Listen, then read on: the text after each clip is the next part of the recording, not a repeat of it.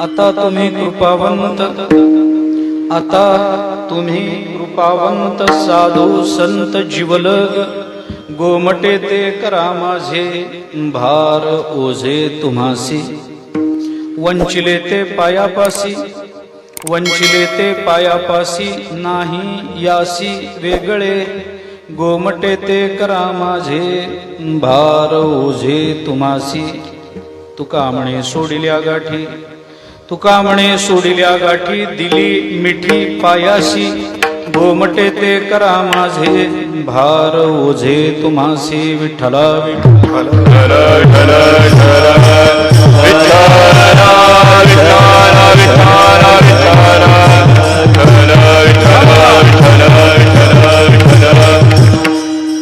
आता तुम्ही कृपावंत साधू संत जीवलग, गोमटे ते करा माझे भार ओझे तुम्हासी. जगद्गुरु संत श्रेष्ठ श्री तुकाराम महाराज यांचा अत्यंत प्रसिद्ध, अत्यंत महत्वाचा असा अभंग आहे. या अभंगामधून तुकाराम महाराजांनी संतांच्या चरणाजवळ आपल्या अंतःकरणातलं मागणं मागितलं. आणि ते मागताना तुकाराम महाराज म्हणतात, मला विशेषत्वानं काही पाहिजे असं नाही, पण एकच मागणं आहे, गोमटे ते करा माझे भार ओझे तुम्हासी. आपला सर्व भार, आपलं सगळं ओझं संतांवर घालून तुकोबाराय संतांच्या चरणाजवळ मागणं मागतात की माझं गोमट करा. संतांच्या चरणाजवळ तुकोबारायांनी हे मागणं मागितलं. त्याचा मर्यादित वेळेमध्ये जेवढा विचार करणं शक्य आहे तेवढा करण्याचा मी प्रयत्न करतो. या उत्सवाचं आपल्याला निमित्त माहिती आहे. वैकुंठवासी हरिभक्तीपरायण गुरुजींच्या प्रथम पुण्यस्मरणाच्या निमित्तानं, त्यांच्या परंपरेकडून, त्यांच्या फडाकडून त्यांच्या चरणीचा एक विनम्र आदरभाव व्यक्त करण्याकरता हा एक महोत्सव इथे आयोजित केला गेलेला आहे. अत्यंत बिकट परिस्थितीमध्ये गेली 2 वर्ष आपल्याला एका रोगाला तोंड द्यावं लागलं, त्याच्यातून बाहेर पडता आलं नाही. सुदैवाने आता थोडंसं बाहेर पडतो आहोत. हळूहळू त्याच्यामध्ये काही बदल होतात, काही जनजीवन हळूहळू रुळावर यायला लागलं, रस्त्याला लागायला लागलं. सगळे 2 वर्ष एकमेकांना भेटणं शक्य झालं नाही. एकमेकांशी काय जे बोलणं झालं ते फोनवर, प्रत्यक्ष बोलणं भेटणं, एका लागतील पायी रे हे दिवस संपले होते जवळजवळ. भेटणं नाही, एकमेकांना बघणं नाही, एकमेकांच्या संपर्कात येणं नाही. एक मोठा विचित्र रोग येऊन गेला. जुन्या काळामध्ये असं होतं की 4 चौघामध्ये बसून मनुष्य शिंकला तर सत्य आहे म्हणायची पद्धत होती. मनुष्य जर 4 चौघामध्ये बसून शिंकला, सत्य शिंकला, सत्य शिंकला. आता 4 चौघामध्ये बसून शिंकलं, उठ इथून, तुझ्या निमित्तानं आम्हाला मारतो, उठ, शिंकू सुद्धा देणार नाही असा रोग आला. तोंड उघडू देणार नाही. तोंडाला मास्क पूर्वी बैलाला लावत माहिती काय म्हणतात तुमच्याकडे? मुस्क, मुंगस. आमच्याकडे मुस्क म्हणतात. मुंगस काय, मुस्कन मास्क याच्यात तसा फार फरक नाही. तसं फार शब्दाच्या दृष्टीने साधर्म्य बघितलं तर साधारण सारखंच आहे. ते बैलाने कुठेही तोंड घालू नये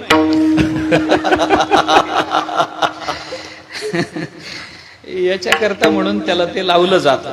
आता काय, काळच असा विचित्र आला. परंतु भगवंताच्या कृपेनं, संतांच्या कृपेनं पुन्हा एकदा आपण पूर्वपदावर येतो. हे काही कमी नाही. आणि खरं सांगायचं झालं तर या उत्सवाकरता आपण राहिलो हीच भगवंताची मोठी कृपा. विठ्ठला विठ्ठला विठ्ठला विठ्ठला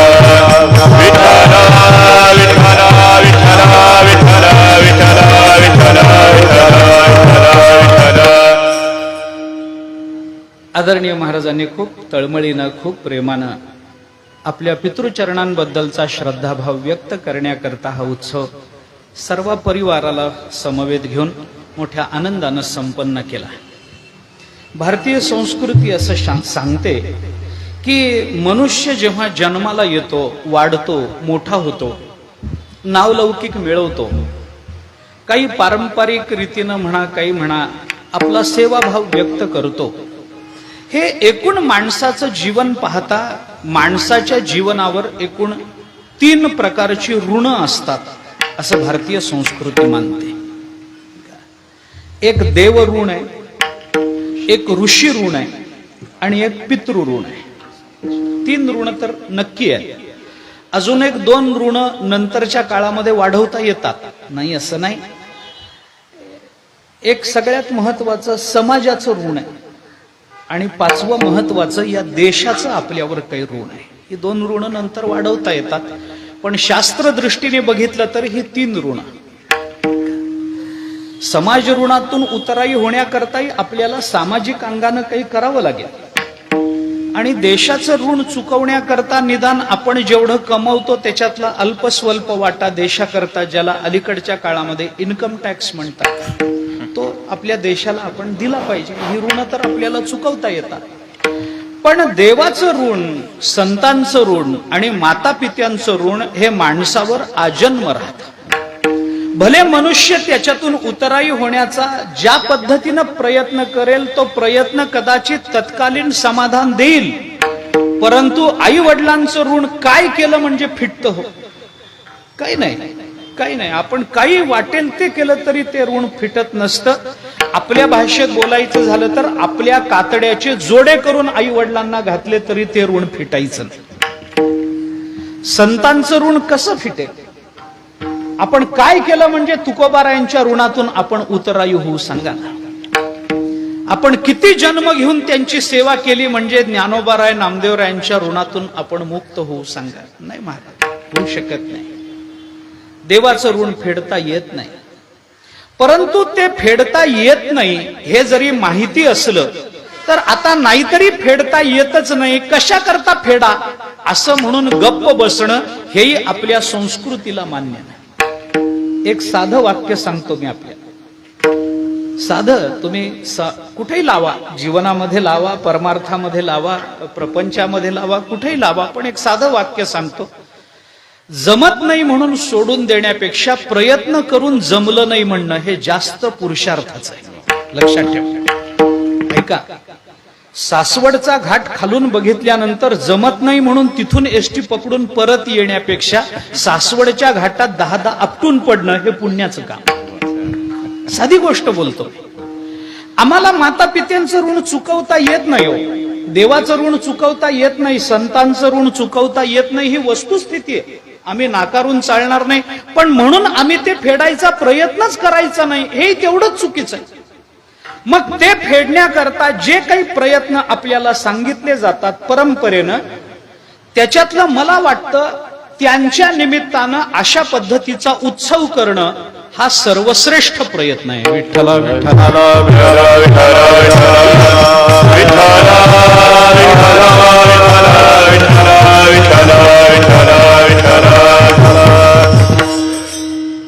जास्त विस्तार करत नाही, एकेका वाक्यात बोलतो.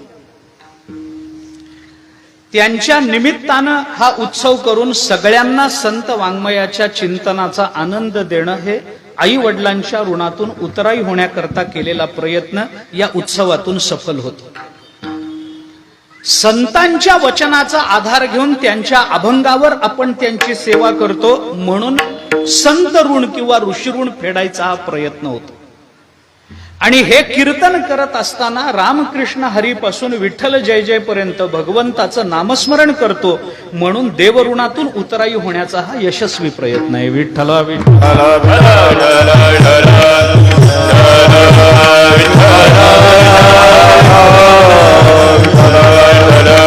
त्यामुळे एकाच्या कैवाडे होत असणारा, अनेकांना होत असणारा हा लाभ मानवी जीवनाला एका विशिष्ट उंचीवर घेऊन जातो, स्तरावर घेऊन जातो. आणि आपल्यावर ज्यांनी उपकार केलेले आहेत त्यांच्या सेवेचा आपल्याला थोडा बहुत तरी आनंद त्या निमित्तानं मिळतो. म्हणून अशा पद्धतीचे उत्सव आपल्या भारतीय संस्कृतीच्या विचाराला एक वेगळ्या पद्धतीची व्यापकता देणारे आणि वेगळ्या पद्धतीचा आयाम देणारे ठरतात. म्हणून हा उत्सव महाराजांनी आयोजित केला. आपल्या पितृचरणाच्या संबंधानं आपल्या अंतःकरणातल्या भावना या निमित्तानं व्यक्त करण्याची संधी त्यांनी इतरांना दिली आणि त्यांना ती संधी देऊन त्यांच्या निमित्तानं आपल्या पितृचरणाची सेवाही महाराजांकडून या निमित्तानं घडली. गुरुजींचं जीवन दर्शन मी आपल्याला सांगावं असं नाही, माझ्यापेक्षा तुम्ही जास्त गुरुजींना ओळखता, कारण आपण त्यांच्या नित्य संपर्कामध्ये राहणारी मंडळी आहात. मला त्यांचा इतका संपर्क आला नाही. परंपरेनुसार जेवढा संपर्क येणं आवश्यक होतं तेवढा आलाच भगवत कृपेने, संत कृपेने, परंतु नित्य त्यांच्या जवळची उठबस काही माझी नव्हती. परंतु त्यांचं जे व्यक्तिमत्व मी बघितलं अल्पस्वल्प प्रमाणामध्ये, त्याच्यामध्ये मला हे वारंवार जाणवलं की संप्रदायाच्या निष्ठा, तुकाराम महाराजांच्याच भाषेत जर सांगायचं झालं तर एका वाक्यामध्ये त्यांचं वर्णन मी करेन, निष्ठावंत भाव भक्ताचा स्वधर्म, निर्धार हे वर्म चुकू नये, निष्काम निश्चळ विठ्ठली विश्वास, आणि काय आणि पाहू नये वास अणिकांची. काय नव्हतं. मानवी जीवनामधल्या अपूर्णतेच्या परिपूर्णतेच्या प्रयत्नामध्ये माणसाचं हापापलेपण ज्या ज्या पद्धतीनं वर येतं त्याच्यापैकी कोणताही विचार त्यांच्या मनाला कधी शिवला नाही. आपण आपल्या परंपरा सांभाळत आपल्याला भगवंतानी आणि पूर्व परंपरेने पूर्वजांनी दिलेल्या सेवा अत्यंत निष्काम भावाने आणि निरपेक्ष वृत्तीनं ते आयुष्यभर करत राहिले.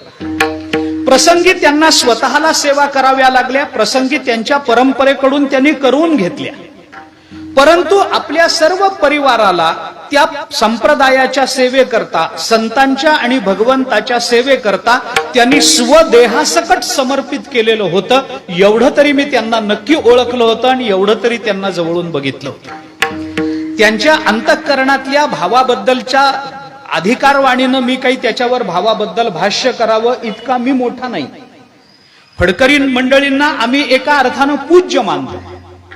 वारकरी संप्रदायातल्या वाङ्मयाचं स्थैर्य आणि वाङ्मयाचं सातत्य जर कोणी टिकवून ठेवलं असेल तर ते फडकरी मंडळींनी टिकवून ठेवलं. लक्षात ठेवा.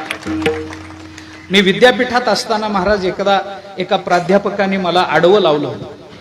आम्ही माऊलीच्या सोहळ्याकरता रजा मागितली तर ते म्हणाले, काय करता जाऊन 18 दिवस चालत जाता, काय त्याच्याने घडतं काय, चालत जाण्याने काय माऊलींची नाही ज्ञानेश्वरांची कृपा होते.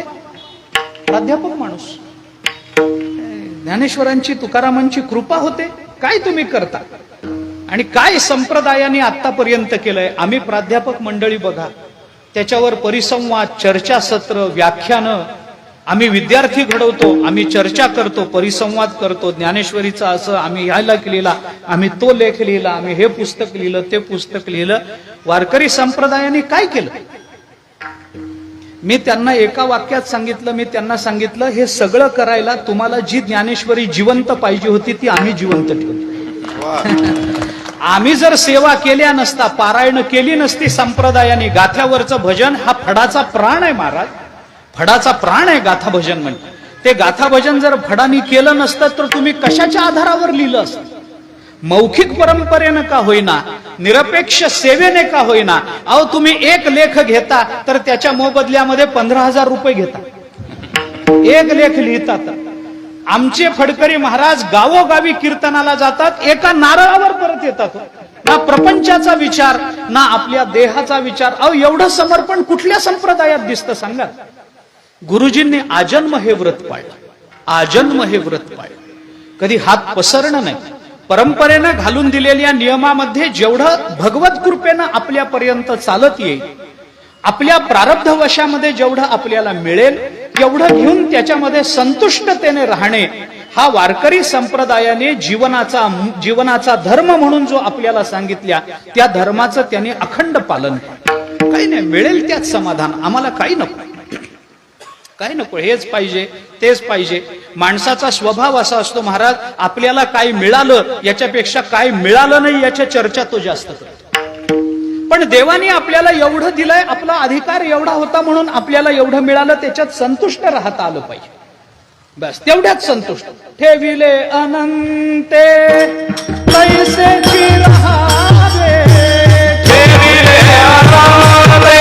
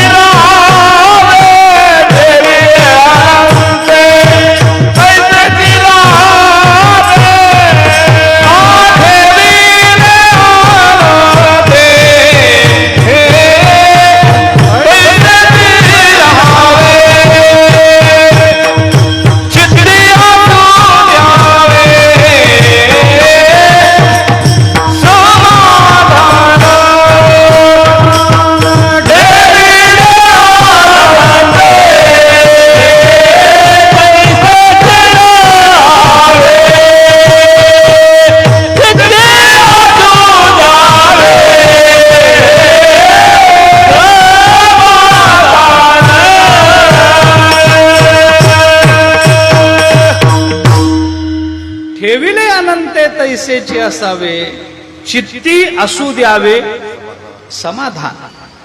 देवाने आपल्याला ज्या अवस्थेमध्ये ठेवलंय त्या अवस्थेमध्ये राहावं लागतं. ठेविले अनंते तैसेचे राहावे याला फार महत्व नाही. न राहून आपण काय करू शकतो सांगा? काय करू शकतो? देवाने जसं ठेवलं काय बदल करायची ताकद आहे? महाराज आपल्या डोळ्याची पापणी सुद्धा त्याच्या इच्छेविना उचलत नाही. त्यांनी जर ठरवलं की याची मिटलेली पापणी वर होऊ द्यायची नाहीच, कुणाची ताकद आहे पापणी उचलून वर बघायची? नाही ना, ताकद नाही ना. मग ठेविले अनंते तैसेचे, अरे न राहून आम्ही काय करतो? त्याचं काय कौतुक सांगता तुम्ही? महत्व त्याला नाही, चित्ती असू द्यावे समाधान, याला महत्व आहे. देवानी ज्या अवस्थेमध्ये ठेवलं ती अवस्था, गुरुजी त्या अवस्थेतच राहिले पण चित्तामध्ये समाधान घेऊन राहिले. आणि म्हणून अशा महात्म्यांचं पुण्यस्मरण, अशा महात्म्यांची पुण्यतिथी संपन्न होत असते. मी अनेक वेळेला सांगतो, सगळ्यांचं पुण्यस्मरण होत नसतं. पुण्यस्मरण म्हणजे पुण्यवान महात्म्याचं केलेलं स्मरण असं जरी वाटत असलं तरी मी थोडं उलट बोलतो. पुण्यवान महात्म्याचं स्मरण नाही हे. मग काय आहे? ज्याचं स्मरण केल्यानंतर पुण्य लागावं असा हा महात्मा आहे. विठ्ठला विठ्ठला.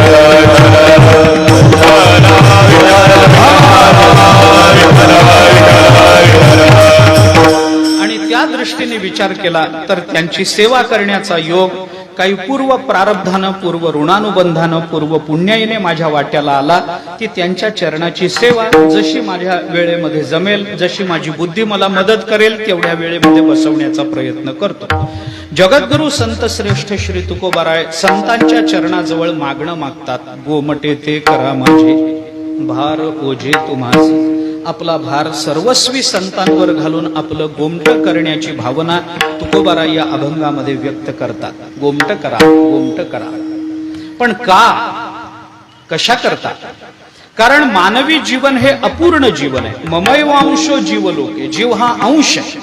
आणि अंश म्हटलं की त्याच्यामध्ये सर्वार्थानं अपूर्णता गृहीत आहे. जीव आहे आणि तो सुखी आहे असं एकही उदाहरण या जगताच्या पाठीवर तुम्हाला दिसणार नाही. जीव आहे पण तो सुखी आहे. जर तो सुखी असेल तर तो जीव नाही, आणि जर तो जीव असेल तर तो सुखी नाही. आम्हाला प्राप्त होणारी जी लौकिक सुख आहेत त्या सुखांचं चिंतन करण्याकरता मला कीर्तनाचा वेळ वाया घालवण्याचं कारण नाहीये. मी ज्या सुखाची भाषा बोलतोय, तुकोबाराय आपल्या अनुभवजन्य अशा शब्दातून ज्या सुखाची अभिव्यक्ती करतात ती सुख ही सामान्य वैषयिक सुख असतील असा विकल्प सुद्धा मनाला लावू देऊ नये. तुकोबाराय ज्या सुखाची भाषा करतात ते सुख वेगळं महाराज, ते सुख वेगळं. सुखाचे व्यवहारी सुखलाभ झाला, आनंद कोंदला मागे पुढे, असा मागे पुढे आनंद कोंदावा असा सुखाचा व्यवहार जर तुकोबाराय करत असतील तर त्या सुखाला आम्ही लौकिक सुख कसं म्हणू? कारण विषय भोगामध्ये आणि विषय प्राप्तीमध्ये माणसाला सुखाचा व्यवहार घडतो असा अनुभव नाही ना. मला म्हणून जास्त लांबवण्याचं कारण नाहीये. जीव आहे तर तो सुखी नाहीये, आणि जर तो सुखी आहे तर तो जीव नाहीये. त्याला सुखरूपत्व येईल तर ब्रह्मस्वरूपतेमुळेच येईल. त्याला सुखरूपत्व येईल तर संतांच्या पदावर अधिष्ठित झाल्यानेच येईल. दुसरा कोणताही मार्ग या जगताच्या पाठीवर सुखी होण्याचा उपलब्ध नाहीये. हा, पण ज्या वेळेला भगवंताची प्राप्ती होईल त्यावेळेला आम्हाला भगवत स्वरूपता प्राप्त होईल, त्यावेळेला आमची जीवदशा राहणार नाही. म्हणूनच आम्ही सुखरूप होऊ. मामी विश्वेश्वर भेटे आणि जीवग्रंथी न तुटे, हे बोल नको ओखटे कानी लाव. भगवंताच्या मुखातून ज्ञानोबाराय 18व्या अध्यायात अर्जुनाला म्हणतात, नाही का, अर्जुना मी विश्वेश्वर, माझ्यासारखा परमात्मा भेटावा आणि जीवग्रंथी न तुटे आणि तुझी जीवदशा जाऊ नये. अरे असं होईल कसं? देव भेटून जर सुख मिळालं नाही, ऐका, देव भेटून जर माणूस दुःखी राहिला, मी दोन विकल्प सांगतो आपल्याला. देव भेटूनही माणूस जर दुःखी राहिला तर एकतर देव खोटा आहे नाहीतर दुःख खोट आहे. दोन्हीपैकी एक खोटं माना महाराज. देव भेटावं आणि दुःख राहावं होईल असं शक्य आहे? अरे गंगेनी समुद्रापर्यंत जावं, समुद्राशी एकरूप होऊ नये, झालंय असं? दाखवा उदाहरण. समुद्राच्या तोंडापर्यंत गंगा गेली आणि एकरूप झाली नाही. आहे का उदाहरण सांगा? जगाच्या पाठीवर अशी उदाहरणं नाहीत महाराज. आपली अपूर्णता दूर करण्याकरता मनुष्य आजन्म प्रयत्न करत राहतो. जन्माला आल्याच्या क्षणापासून ते मरणाच्या क्षणापर्यंत अखंड त्याचे प्रयत्न चालू आहे. आणि त्या प्रयत्नाकरता तो कुठं जात नाही. आणि म्हणून मला सगळाच अभंग आपल्या समोर मांडायला आत्ता वेळ नाही. सगळाच अभंग बोलत नाही. फक्त तुकोबारायांच्या प्रस्तुत अभंगातला पहिला शब्द मी सांगतो. पहिला कुठला? आता. बस तेवढं सांगितलं की संपलं. माझं कीर्तनच संपलं. सगळ्या अभंगाचा भाव त्याच्यामध्ये येईल असं मला वाटतं. थोडा प्रयत्न त्या दृष्टीने करतो. आता एवढाच आता माझ्या कीर्तनाचा विषय. याच्यापेक्षा पुढे जायचं नाही. आता एवढंच म्हणा. कारण आता हा शब्द मनुष्य फार वेगवेगळ्या अर्थाने वापरतो. फार वेगवेगळ्या अर्थाने. आता म्हणजे वेदांतामध्ये आता शब्दाचे 3 अर्थ. संस्कृतातल्या अथ शब्दाचं मराठी रूप आता नाही का? अथा तो ब्रह्मजिज्ञासा. अथ योगानुशासनम. अथा तो भक्तिम व्याख्यास्यामहा. नारद महर्षी भक्ती सूत्रात पहिलं सूत्र अथ. ओंकारश्चाथ शब्दस्य द्वावेतौ ब्रह्मण पुरा कंठम भित्वा विनिर्यातौ तस्मान मांगलिका उभो. आपण वैदिक मंगलाचरणात म्हणतो. ओम आणि अथ ही 2 शब्द ब्रह्मदेवाच्या मुखातून पहिल्यांदा बाहेर पडल्यामुळे या 2 शब्दांना मांगलिकता आलेली. त्यामुळे अथ शब्द आता शब्द वापरला की आपोआप मंगलाचरण होऊन जात असतं. वेगळं करण्याचं कारण नाही. मी पुढे बोलेन. आता मला त्याच्याबद्दल फार विस्तार करायचा नाही.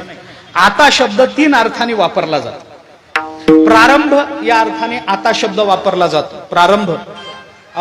9 वाजले. आता कीर्तन सुरू करा ना. किती वेळ बसून राहता? आता सुरू करा. प्रारंभ, सुरुवात या अर्थाने आता शब्द वापरला जातो. आता शब्द पूर्व प्रकृताच्या अपेक्षेने वापरला जातो. 16वा अध्याय काढा, 13वा अध्याय काढा ज्ञानेश्वरीचा.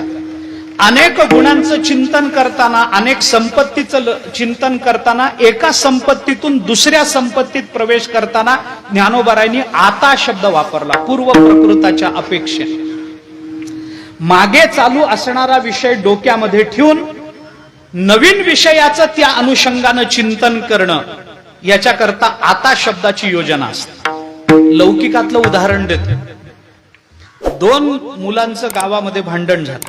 भावाचं भांडण झाल्यानंतर काही मध्यस्थ गावातले प्रतिष्ठित त्या भांडणामध्ये पडले. ते म्हणले, काय हो तुम्ही एवढे प्रतिष्ठित गावातले लोक तुमच्याकडे वेगळ्या दृष्टीने पाहतात आणि तुम्ही भांडता? तुमचा बाप तंटामुक्तीचा अध्यक्ष होता. तुम्ही भांडण करता, लाज वाटत नाही तुम्हाला? ही पद्धत आहे गावामध्ये. तुम्ही असं वागलात तर गावातले बाकीचे लोक काय करतील? नाही, त्याने असं केलं, त्याने असं केलं, तो असं म्हणाला. हे पा, ते पंच जे असतात प्रतिष्ठित गावातले, ते म्हणतात, हे पा, झालं गेलं विसरून जा. आता इथून पुढे जरा गुण्या गोविंदानं राहा. गावामध्ये चर्चा होतात. आपला गाव आदर्श गाव आहे. गावामध्ये चर्चा होऊ देऊ नका. आता सुखानं राहा. म्हणजे मागचा एक विषय सोडून देऊन पुन्हा नवीन विषयाला प्रारंभ करायचा असेल तर आता कदर थवित व्याधी बळी पुष्कळ प्रमाण. आपण 16वा अध्याय बघा ना, मला सगळं सांगायला वेळ नाही. आणि आता शब्द 3ऱ्या अर्थाने वापरला जातो. त्याला अनंतर या अर्थ म्हणतात.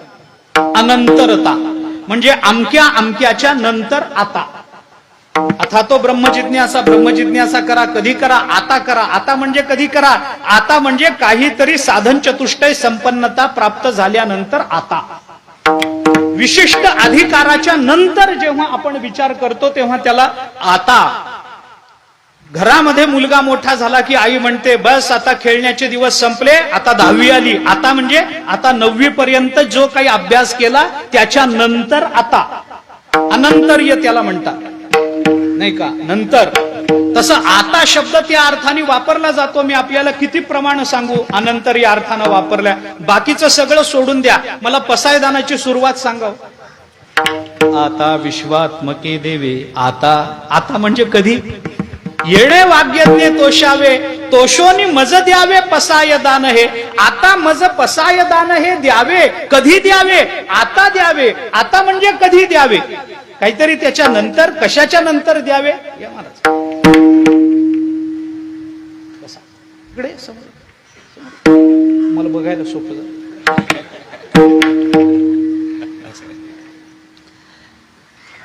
पसायदान मला द्या, आता द्या. आता म्हणजे कधी द्या? अरे तुम्ही काय केलंय म्हणून आता द्या. मग ज्ञानोबराय त्याच्या आधी सांगतात, किंबहुना तुमचे केले धर्म कीर्तन हे सिद्धी नेले, येथ माझे जी उरले पायीकपण. आता माझा पायीकपण आता मी स्वीकारल्यानंतर पायीकपण आहे, सेवकपण आहे, म्हणून सेवा भाव प्राप्तीच्या नंतर आता. कितीतरी प्रमाण. 15व्या अध्यायाचं नमन, पहिली ओवी. आता हृदय हे आपुले चौपाळूया भले, परी बैसौ पाऊले श्री गुरूंची. आता हृदय. त्याच्याकरता 14व्या अध्यायाचा शेवट बघा, म्हणजे अनंतर्य काय असतं ते कळतं. अमक्या अमक्याच्या नंतर आता असं चिंतन केलं जातं. हे 3 अर्थ वेदांतामध्ये आता शब्दाचे नेहमी सांगितले जातात. मला विस्तारच करायचा नाही. जगद्गुरु शंकराचार्यांनी या 3 अर्थाचं चिंतन केलं अथा तो ब्रह्म जिज्ञासामध्ये, आता शब्दाचं. परंतु आमचे जगद्गुरु जे आहेत, म्हणजे तेही आमचेच आहेत, पण ज्यांच्याबद्दल आमच्या अंतःकरणामध्ये विशेष स्नेह आहे त्यांचं सांगतो. विठ्ठला विठ्ठला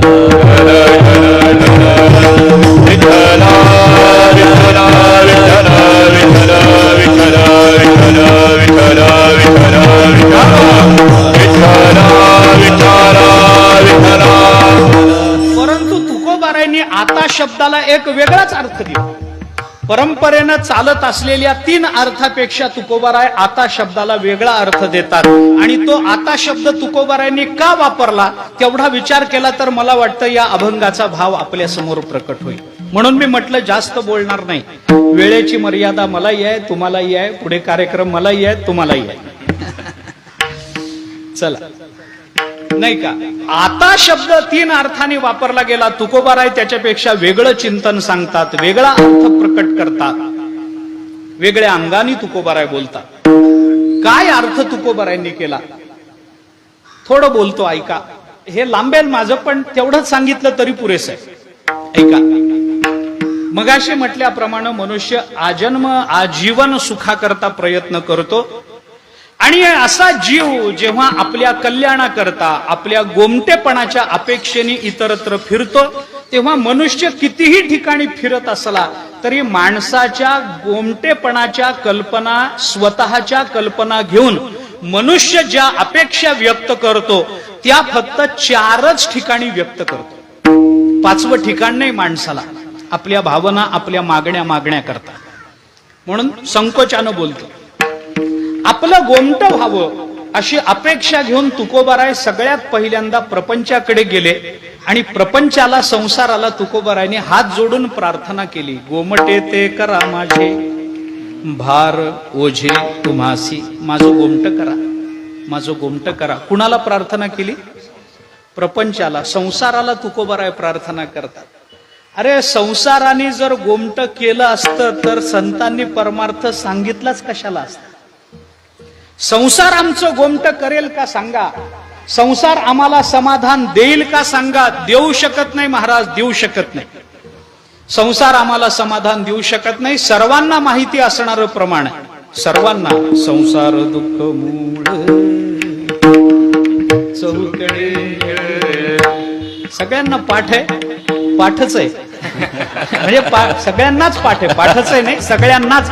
च बदलला, च बदलला. सगळ्यांना पाठच आहे नाही, सगळ्यांनाच पाठ आहे असं म्हणायचं.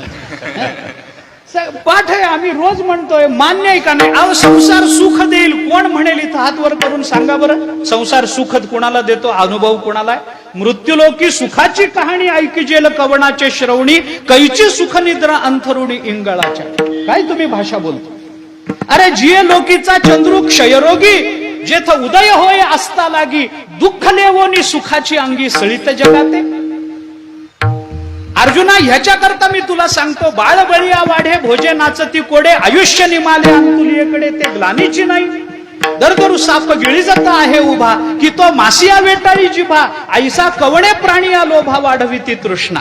आहा कटकटाय ओखटे मृत्यूलोकीचे उफराटे, येथ अर्जुना जरी अवचटे जन्मलासी तू. आणि या मृत्यूलोकांनी सुख दिलं असतं तर ज्ञानोबरायांना हे म्हणायची हौस नव्हती की तरी झड झडोनी वहिला निघ, ये भक्तीची ये वाटे लाग, जिया पावसी अव्यंग निजधाम माझे.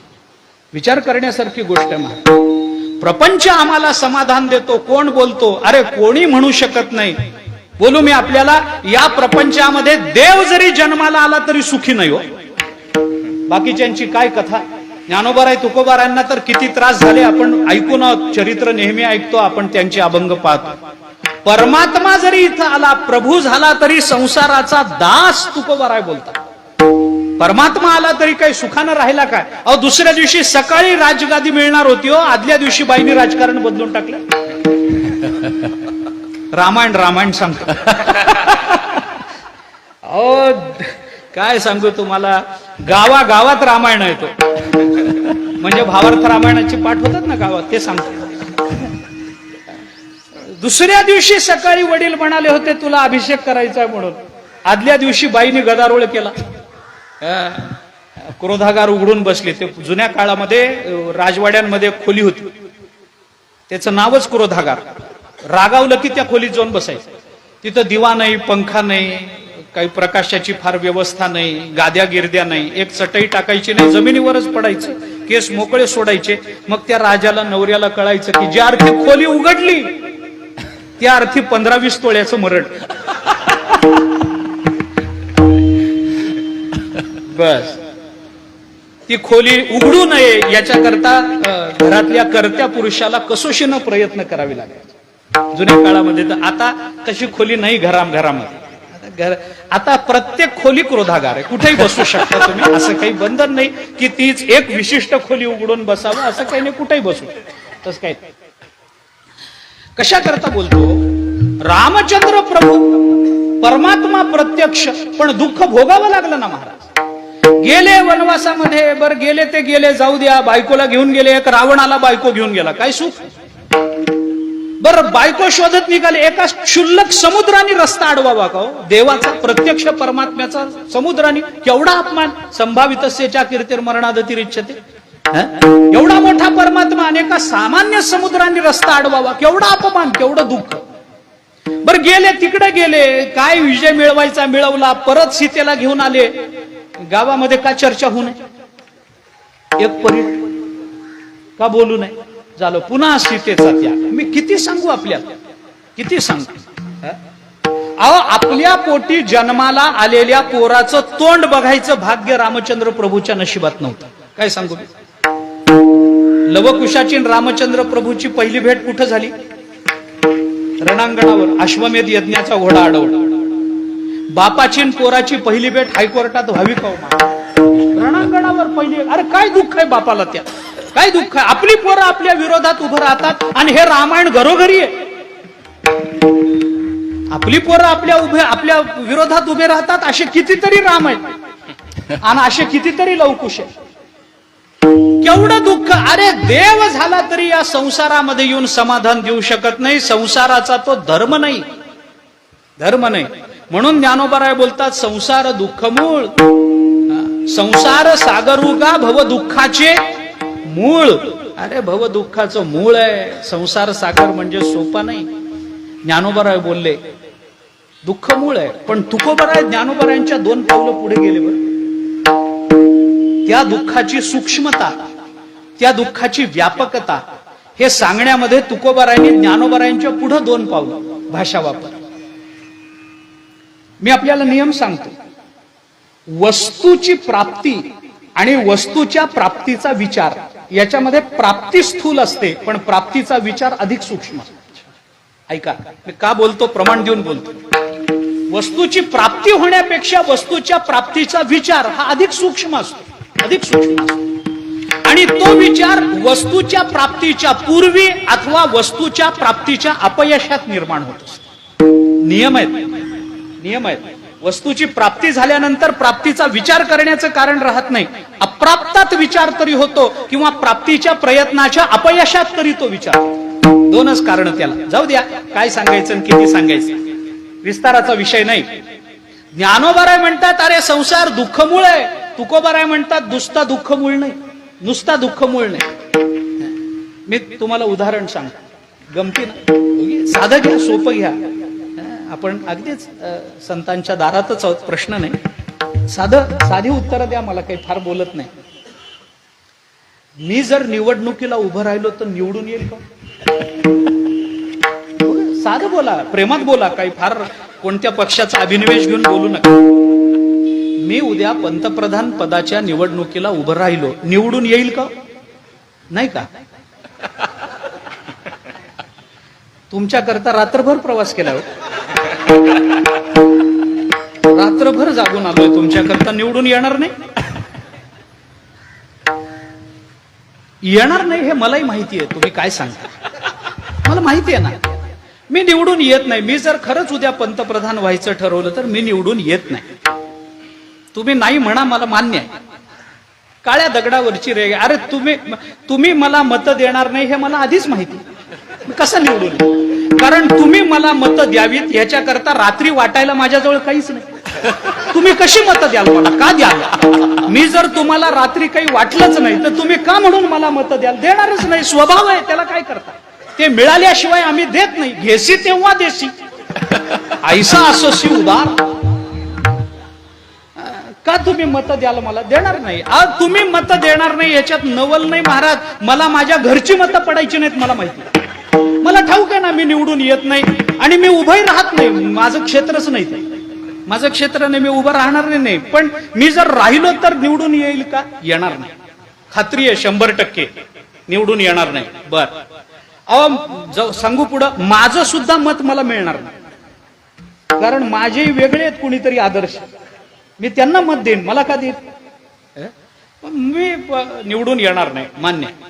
मी जर पंतप्रधान पदाच्या निवडणुकीला उभं राहिलो तर मी निवडून येणार नाही. पण मी जरी पंतप्रधान होऊ शकत नसलो तरी मी पंतप्रधान झालो तर याचा विचार तरी करू शकतो. एवढं तरी मला स्वातंत्र्य. मी पंतप्रधान होणार नाही गोष्ट खरी, पण मी पंतप्रधान झालो तर याचा विचार तरी करता येईल की नाही? मला प्रपंचात सुख मिळत नाही, नवल नाही. तुकोबाराय म्हणतात, सुखाचा विचार नाही कोठे, सुखाचा विचार नाही कोठे, सुखाचा विचार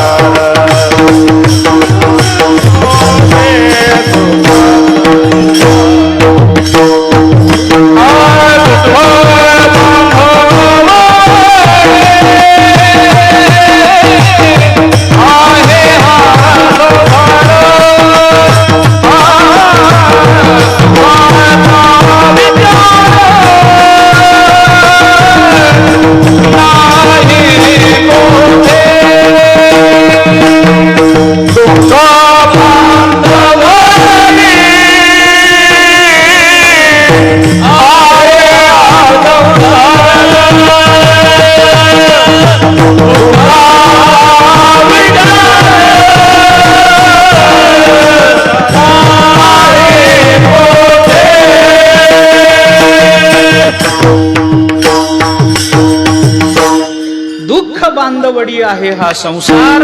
सुखाचा विचार नाही हो, विचार नाही. सुख मिळवणं वेगळी भाषा, विचार करता येत नाही सुखाचा. तुकोबाराय गेले प्रपंचाकडे. गोमटे ते करा माझे, भार ओझे तुम्हासी. प्रपंच आपल्याला आपलं गोमट करू शकत नाही, आपल्याला सुखी करू शकत नाही. कारण दोन धावती कारण. एक तात्विक कारण, एक व्यावहारिक कारण. व्यावहारिक सत्तेवरचंही सांगतो, पारमार्थिक सत्तेवरचंही सांगतो.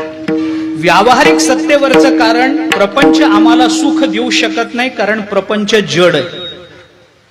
आणि पारमार्थिक सत्तेवरचं कारण, प्रपंच आम्हाला सुख देऊ शकत नाही कारण प्रपंच निर्माणच होतो. जे जड आहे, अहो जड पदार्थ कुणाच्या सुखदुःखाचा हेतू होत नाही हो. जड पदार्थाला सुखदुःखाचा हेतू होता येत नाही. कारण तो काय असतं, जो जड पदार्थ कुणाच्या हातात जातो त्याच्यावरून त्याची सुखरूपता आणि दुःखरूपता ठरते. तो स्वतः सुखरूप आहे का दुःखरूप आहे हे त्यालाही माहित नाही, इतरांनाही माहित नाही, कुणाला ठरवताही येत नाही. मी उदाहरण साधं देतो. चाकू आहे, चाकू चांगला का वाईट हो? चाकू असतो, चाकू चांगला का वाईट काही सांगता येत नाही. खुनी माणसाच्या हातात गेला तर वाईट, डॉक्टरच्या हातात गेला तर चांगला. खुनी माणसाच्या हातात गेला तर जीव घेतो, डॉक्टरच्या हातात गेला तर जीव वाचतो. चाकू चांगला का वाईट महत्व त्याला नाहीये. चाकू चांगलाही नसतो वाईटही नसतो. त्या जडाला हातात घेणारं चेतन कोणत्या मनोवृत्तीचं आहे त्याच्यावरून त्या चाकूचा चांगले वाईटपणा ठरतो. अहो प्रपंच जड आहे. चांगला का वाईट चांगलाही नाही वाईटही नाही. आम्ही केला तर वाईटच आहे, नाथ महाराजांनी केला तर चांगलाच आहे. आजी संसार ज्ञानोबाराय बोलतात फक्त त्यांनीच म्हणावं आजी संसार सुफल झाला. त्यांनी म्हणावं अवघेची त्रैलोक्य आनंदाची आता. आम्हाला विचार संसार दुःख मूळ चौकडे आमचं चालूच आहे. दुःख मूळ चालूच आहे.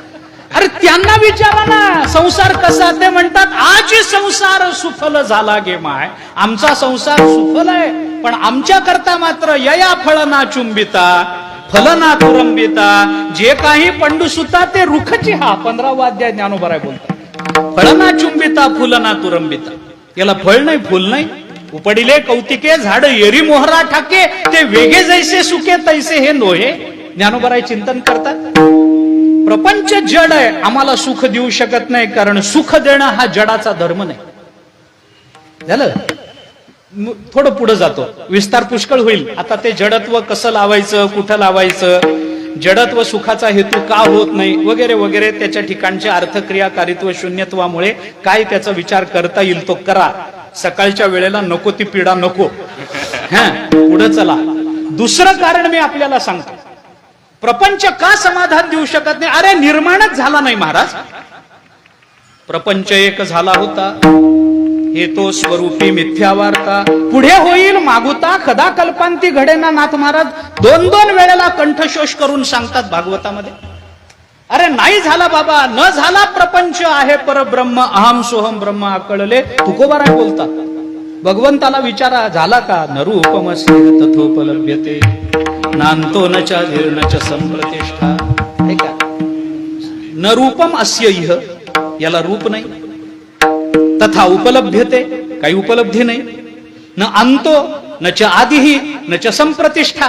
आदि नाही अंत नाही प्रतिष्ठा नाही. काय संसाराला घेऊन बसता. ज्ञानोबाराय बोलतात वांजेची आलेका कैची जन्मपत्रिका नभी निळी भूमिका केकलकृपा. किती गंधर्व दुर्ग काय पाडावे शशविषाण काय मोडावे होवावे मग तोडावे खपुष्पकी. अरे होऊ द्या मग तोडण्याची भाषा करावं. झालाच नाही अगा जे घडल्याची नाही तयाची वार्ता पुससी काही काय मिळणार. संसार आणि जी वस्तू निर्माण होत नाही ऐका जी वस्तू निर्माण होत नाही त्या वस्तूकडून सुखाची अपेक्षा करणाऱ्या माणसाला त्या वस्तूकडून सुख तर मिळत नाहीच पण ती वस्तू कल्पित वस्तू दुःखाचं निमित्त झाल्याशिवाय राहत. ऐका उदाहरणानं बोलतो मी आपल्याला. जी वस्तू निर्माणच झाली नाही त्या वस्तूकडून सुखाची अपेक्षा करणं म्हणजे निर्माण न झालेल्या वस्तूकडून दुःखाला आमंत्रण देणं. मी उदाहरण सांगत असतो. नवरा बायको नवीन लग्न झालं मुंबईला नोकरी बायकोला घेऊन गेला. प्रपंच छोटा खोलीतला. मुंबईच्या खोल्या किती मोठ्या असतात. 3रा माणूस बसत नाही. मी झोपत नाही म्हणत नाही बसत नाही म्हणत. 3रा माणूस त्याच्यामध्ये बसू शकत नाही इतका लहान खोलीतला प्रपंच काय असायचंय. नवीन नवीन लग्न झाले. कामावर जायचा ती डबा करून द्यायची संध्याकाळी यायचा चांगला प्रपंच चालला होता. एके दिवशी रात्री पलंगावर झोपल्यानंतर त्या मुलाच्या त्या माणसाच्या मनामध्ये असा प्रश्न आला. त्यांनी बायकोला विचारला. तो म्हणाला का ग म्हणे आपलं लग्न झालंय ही खोली एवढे कपडे एवढी भांडी कुंडी झोपण्याकरता हा पलंग एवढा आपल्याला पुरतो. समजा उद्या मुलगा झाला तर कुठं झोपल. ती शहाणी होती खेड्यातून गेलेली असल्यामुळे शहाणी होती.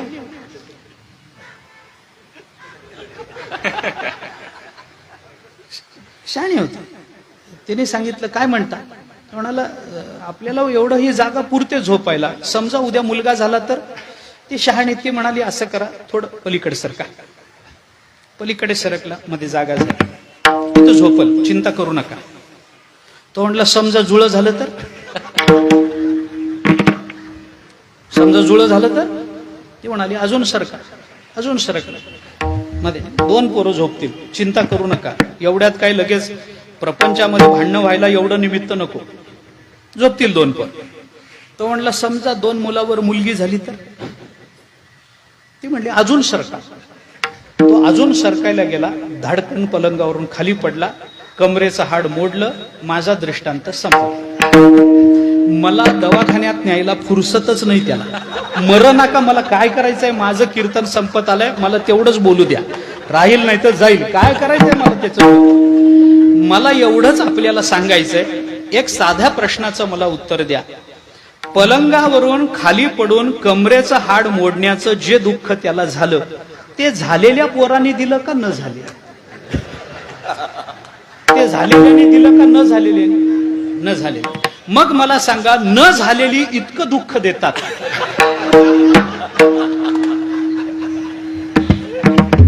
अरे ज्या वस्तूची निर्मितीच झाली नाही त्या वस्तूकडून तुम्ही सुखाची अपेक्षा करणं म्हणजे त्या वस्तूकडून दुःखाची प्राप्ती करून घेणं हो. जे मूल निर्माणच झालं नाही त्याच्याकडून तुम्ही दुःख प्राप्त करून घेता. प्रपंच निर्माणच झाला नाही आणि त्या प्रपंचाला सत्य मानून आपण चालू, तर तो प्रपंच आम्हाला सुखाचा अनुभव देईल का सांगा? प्रपंच आमचं गोमट करू शकत नाही. तुकोबारांनी प्रार्थना केली गोमटे ते करा, पण प्रपंच गोमट करू शकत नाही, कारण प्रपंचाला जडत्व आहे. वेदांत दृष्टीने जडत्व आलं की प्रमेयत्व आलं, प्रमेयत्व आलं की परिच्छिन्नत्व आलं, परिच्छिन्नत्व आलं की नश्वरत्व आलं, आणि नश्वरत्व आलं की दुःख रूपत्व आलं. हे सगळं एकाला लागून एक. इंजिन आलं की डबे येतात, तसं एकाला लागून एक हे सगळं येतच राहतं वेदांतामध्ये, नाही का? म्हणून प्रपंच आम्हाला सुख देऊ शकत नाही, कारण जड आहे. तुकोबारांनी विचार केला, जड आहे ना हा प्रपंच, आम्हाला सुख देणार नाही ना, मग एक काम करा, जो चेतन आहे त्याच्याकडे चला आणि त्याच्याकडे सुखाची मागणी करा. चेतनाकडे चला. मग चेतन कोण आहे? तुकोबारांनी ओळखलं, अरे हा जीव चेतन आहे, त्या जीवाकडे जाऊन प्रार्थना केली पाहिजे. तुकोबाराय प्रपंचाचा नाद सोडून जीवाकडे आले आणि जीवाला विनंती केली, गोमटे ते करा माझे भार ओझे तुम्हासी. माझं गोमट कर. कुणाला प्रार्थना? जीवाला. जीव म्हणजे मगाशी बोललो अपूर्णता, जीव अपूर्णता. अरे ज्या गोमटेपणा करता तुकोबाराय जीवाकडे गेले, त्या जीवाचं तरी गोमट झालंय का आतापर्यंत? मग ज्याचं स्वतःच कधी गोमट झालं नाही, तो दुसऱ्याला काय गोमट देईल, काय गोमट करेल दुसऱ्याचं? चालत नाही. गोमट्याची अपेक्षा करणारा जर अपूर्ण आहे, तर ज्या जीवाकडे तुकोबाराय गेले तो जीव काही पूर्ण आहे काय? तो अपूर्णच आहे ना महाराज, अपूर्णच आहे. ममै वंशो जीव लोके आपण बोललो ना, ठेवीत हा पायी जीव, जीव मुळातच थोडा आहे, अंश नाही का? जीव अंश रूपच आहे हो. तो काय आम्हाला समाधान देईल? आमच्या आता आपण मराठवाड्यातली मंडळी आहोत, आपल्याकडे एक म्हण आहे, आठवतं का तुम्हाला? बघा, महाशिवरात्र जर कार्तिकी वारीच्या घरी गेली एकादशीच्या, तर कोण कुणाचं पोट भरलं? महाशिवरात्र कार्तिकी एकादशीकडे गेली, तिने सांगितलं जेवायचंय, तर कोण कुणाचं पोट भरलं? अरे ही उपाशी ती उपाशी, हाही जीव आणि तोही जीव. काय कोण कुणाला समाधान देणार, कोण कुणाला तृप्त करणार, कोण कुणाचं गोमट करणार? चालत नाही ना महाराज, होत नाही ना. मी साधा प्रश्न विचारतो ना, 2 थेंब पाण्याची एकत्रित आले तर एक समुद्र बनतो का? 2 थेंब, 2 अंश एकत्र आले तर एक अंशी बनतो का? 2 वाट्या पाण्याच्या एकत्रित केल्या तर एक तळ होतं का? 2 तांबे एकत्रित केले तर एक सरोवर होतं का? 2 घागरी एकत्रित केल्या तर एक समुद्र बनतो का? नाही महाराज, अंशी हा असा बनत नाही. अंशी पासून अंश असतो, अंशापासून अंशी बनत नसतो वेदांतामध्ये, नाही का? जीव काय तृप्त करेल? अरे हाच स्वतः दुःखी आहे, तो काय समाधान देईल? तो चेतन आहे परंतु अपूर्ण आहे. आता म्हणून थोडं वेगात चालतो. प्रपंच आम्हाला समाधान देऊ शकत नाही, कारण जड आहे. जीव चेतन आहे पण अपूर्ण आहे. मग तुकोबाराय विचार करतात, नुसता जडही सुखाचं निमित्त होत नाही, नुसता चेतनही सुखाचं निमित्त होत नाही, मग काय करावं लागेल? असं स्थान शोधलं पाहिजे की चेतनही असलं पाहिजे आणि पूर्णही असलं पाहिजे. चेतन आणि पूर्णता या 2 गोष्टी जिथं एका केंद्रात येतील ते स्थान शोधा. आणि चेतनही आहे आणि पूर्णही आहे असा एकच आहे, तो म्हणजे देव. परमात्मा चेतनही आहे, परमात्मा पूर्ण आहे. पूर्णमदः पूर्णमिदं पूर्णात पूर्णमुदच्यते पूर्णस्य पूर्णमादाय पूर्णम एव अवशिष्यते इतका परिपूर्ण. वार्षीय वीण सागरू जैसा जळे नित्य निर्भरू तसा परमात्मा नित्य आनंद रूप, नित्य सद्रूप, नित्य चिद्रूप. बस त्या परमात्म्याकडे गेलं पाहिजे, कारण परमात्मा आम्हाला सुख देऊ शकतो. का? तो चेतनही आहे आणि परिपूर्णही. म्हणून तुकोबराय देवाकडे गेले आणि देवाला प्रार्थना केली, गोमटे ते करा माझे भार ओझे तुम्हासी. आता परमात्म्या देवाकडे जाऊन सुख मिळेल, नक्की मिळेल. तुकोबरायांचाच प्रमाण. आपुला तो एक देव करुणी घ्यावा. आपुला तो एक देव करुणी घ्यावा. आपुला तो एक देव करुणी घ्यावा. आपुला तो एक देव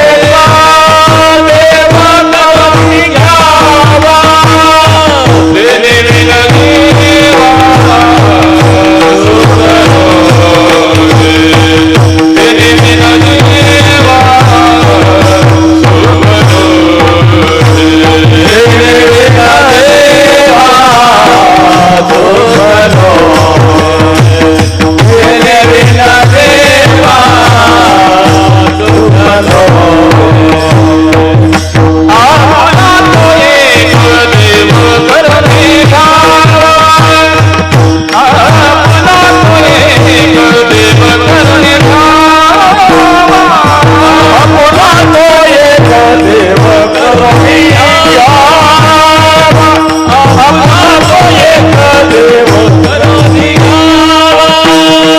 देणे देवा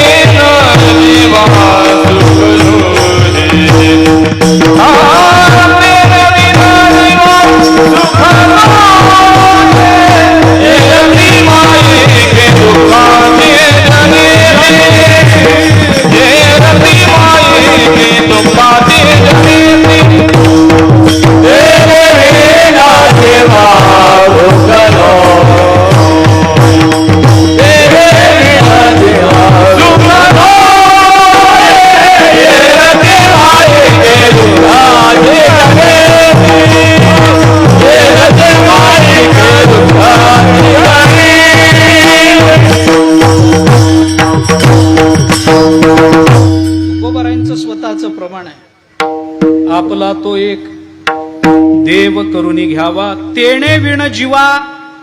सुगारे देवाशिवाय कोण सुख देऊ शकत नाही जीवाला. ऐका, भाषा माझी न पटणारी आहे पण बोलतो. तुकोबाराय देवाकडे गेले, म्हणाले हात जोडून गोमट ते करा माझे. सांगू, देव सुद्धा आपल्याला सुख देऊ शकत नाही. माझी भाषा पटणार नाही, मान्यच आहे मला. देऊ शकत नाही. तुकोबारायांचं प्रमाण आहे. असू द्या, आत्ता संगती लावतच नाही त्याची. एकच वाक्य सांगतो, आपला तो एक देव करुणी घ्यावा तेणे विण जीवा सुख नोहे. गोष्ट खरीच आहे, पण अडचण कुठे सांगू का? देव जे सुख देतोय ते आम्हाला नकोय, आम्हाला जे सुख पाहिजे ते देव देत नाही.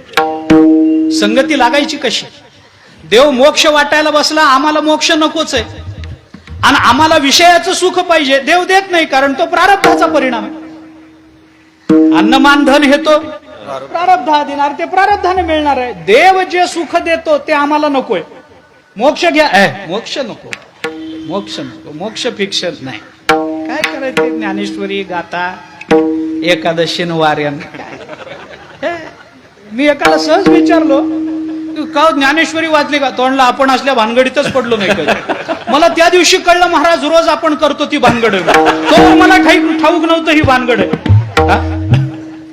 नको नको, मोक्ष कुणाला पाहिजे? अरे देव आम्हाला सुख देऊ शकत नाही. सांगू मी आपल्याला त्याचं कारण, तात्विक कारण सांगतो, 1-2 वाक्यात. थोडा वेळ द्या. त्याचं कारण इतकंच आहे, साधी गोष्ट विचारात घ्या. देव आम्हाला सुख देऊ शकत नाही, कारण देव आम्हाला वेगळं पाहतच नाही, तर सुख देईल कसं? अरे परमात्म्याच्या ठिकाणी जर स्वभिन्नता असती तर त्याला परमात्मा कोण म्हणेल? त्याच्या व्यापकत्वात बाधा येणार नाही का जर तो आम्हाला वेगळं समजेल तर? देव आम्हाला सुख देऊ शकत नाही, कारण तो एक आहे. आणि एक जर एक असेल तर त्याला दुसऱ्याला काही देता येत नाही, कारण दुसरं त्याच्या दृष्टीने कल्पित आहे. ब्रह्मभिन्न पदार्थाचं अस्तित्व वेदांत स्वीकारत नाही महाराज. त्याचा बोध स्वीकारत नाही, त्याचं अस्तित्व स्वीकारत नाही, त्याची सत्ता स्वीकारत नाही. तात्विक कारण सांगतो, साधं कारण आपल्या भाषेमध्ये बोलतो. खूप कारण आहेत, पण साधं कारण सांग. परमात्मा आम्हाला सुख देऊ शकत नाही. कारण सांगू साधं, कारण आमचा अजून देवाला पत्ताच नाही. हे कोण आहेत हेच माहित नाही. असं कसं होईल?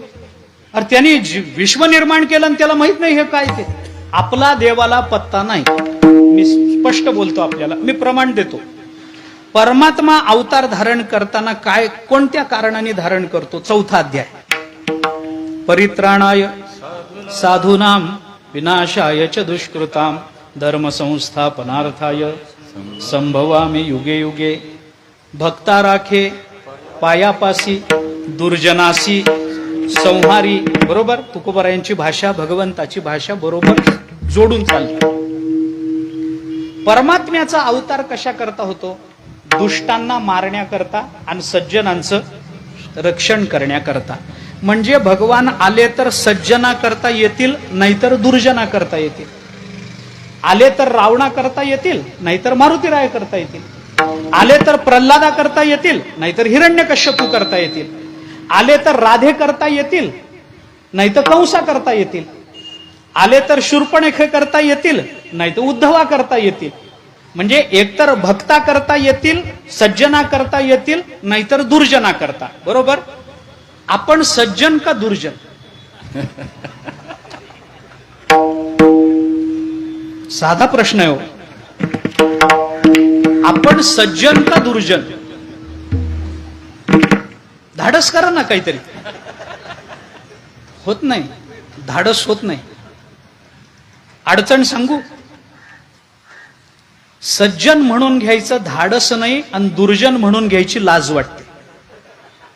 याच्यामध्ये आपण अडकलो. बरोबर आहे? सज्जन कोण? हातवर करा बरं. कीर्तनकारा सकट. काय धाडस कुणाचं नाही ना. आमचं आम्हाला ठाऊक आहे ना, आम्ही कसं सज्जन म्हणून घ्यावं. टेबला खालून किती पाणी वाहून गेलंय, आमचं आम्हाला माहिती आहे ना. आम्ही कसे वागलो, कुठं वागलो, काय वागलो, किती चूक, किती बरोबर, देवाला माहिती आहे, आम्हाला माहिती आहे. आमचं आम्हाला ठाऊक आहे. काय सज्जन म्हणून घ्यायचं धाडस आहे आमच्यामध्ये? बरं, दुर्जन कोण आहे? हातवर करा. ते नाही. दुर्जन असतो तर कीर्तनाला आलो असतो. दुर्जन असतो तर आळंदी पंढरपूरची वारी केली असती काय? दुर्जन असतो तर गळ्यामध्ये तुळशीची माळ धारण केली असती काय? दुर्जन असतो तर एकादशीचं व्रत केलं असतं काय? नाही ना. आम्ही तुळशीची माळ धारण करतो, आम्ही सज्जन आहोत. आम्ही एकादशी करतो, आम्ही सज्जन आहोत. आम्ही वारी करतो, आम्ही सज्जन आहोत. आम्ही वारी करतो म्हणून जर आम्ही सज्जन असू, तर त्याच वारीला जाताना वय झालेलं नसताना अर्ध्या तिकिटात जातो. हे कोणत्या सज्जनतेचं लक्षण? कुठून? निदान वारकऱ्यांनी तरी. मला काही गाथा पाठ नाही महाराज, मला काही ज्ञानेश्वरी पाठ नाही, संतांचे अभंग वाङ्मय मला काही मुखोद्गत नाही. परंतु असा काही अभंग आहे का महाराज की अर्ध्या तिकिटात वारीला आल्याशिवाय देव दर्शनच देत नाही? काय तुकोबारायांचं काही प्रमाण? खोटं वागून आल्या तरच देवाची कृपा होते अशी काही ओवी आहे का कुठं? कशा करता खोटं? आम्ही सज्जन का दुर्जन? आम्ही दोन्ही नाही हो. मग आम्ही सज्जनही नाही दुर्जनही, तर देवाला आमचा पत्ताच नाही. आणि अजून देवाला आम्ही ठाऊकच नाही, तर देव सुख देईल कुणाला? कुणाला देईल?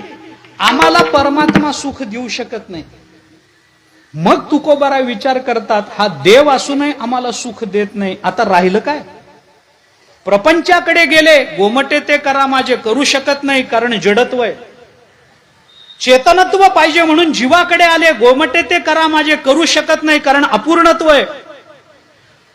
चेतनत्व आणि पूर्णत्व आहे म्हणून देवाकडे आले, गोमटे ते करा माझे, पण करू शकत नाही कारण आमची कल्पना नाही, आमच्याबद्दल तळमळ नाही. मग तुकोबारायांनी 3 पद्धतीनं विचार केला. चेतनत्व असावं, परिपूर्णत्व असावं आणि आमच्या हिताची तळमळ असावी, तरच तिथं आपलं गोमट होऊ शकतं. म्हणून सगळीकडे फिरून आलेले तुकोबाराय शेवटी ज्ञानोबारायांच्या, नामदेवरायांच्या, नाथ महाराजांच्या समोर उभे राहिले आणि हात जोडून प्रार्थना केली. आता तुम्ही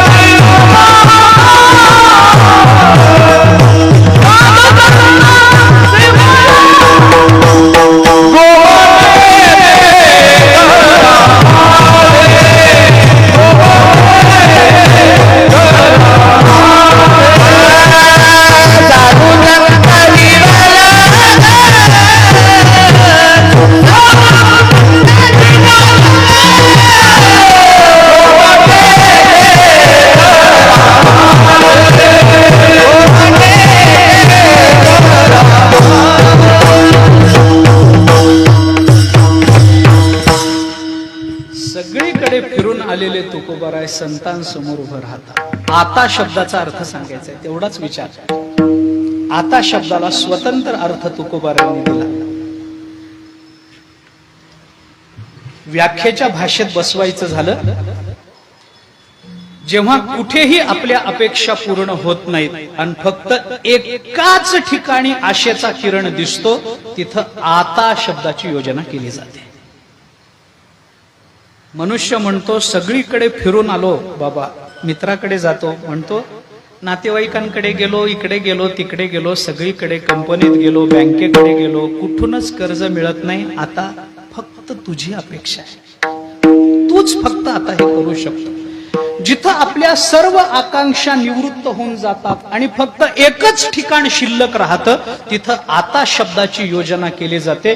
तुकोबाराय आता शब्दाला नवीन अर्थ देतात, नवीन आयाम देतात. आता म्हणजे देव नाही, जीव नाही, प्रपंच नाही, आता फक्त तुम्ही कृपावंत. फक्त शब्द माझा आहे बरं, तुकोबारायांचा नाही.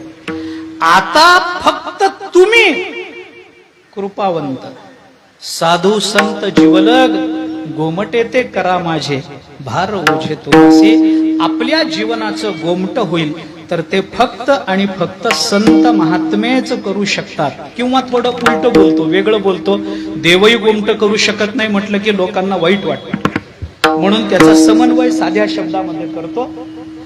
देवाच्या रूपामध्ये देव गोमट करू शकत नाही, त्याला संतांच्या रूपात यावं लागतं, तर तो गोमट करतो. विठोबा विठोबा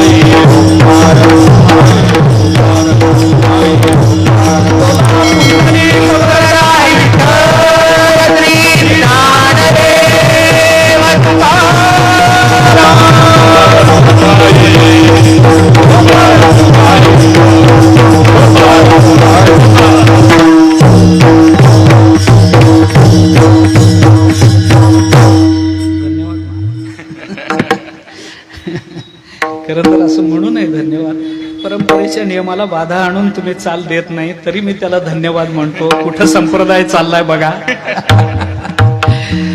पण काय करू, वेळ कमी आहे, थोडं बोलायचंय, अजून थोडं बोलतो. आता तुम्ही कृपावंत साधू संत जीवलग गोमटे ते करा माझे भार ओझे तुम्हासी. तुकोबाराय माझं गोमट करा अशी अपेक्षा संतांच्या समोर व्यक्त करतात.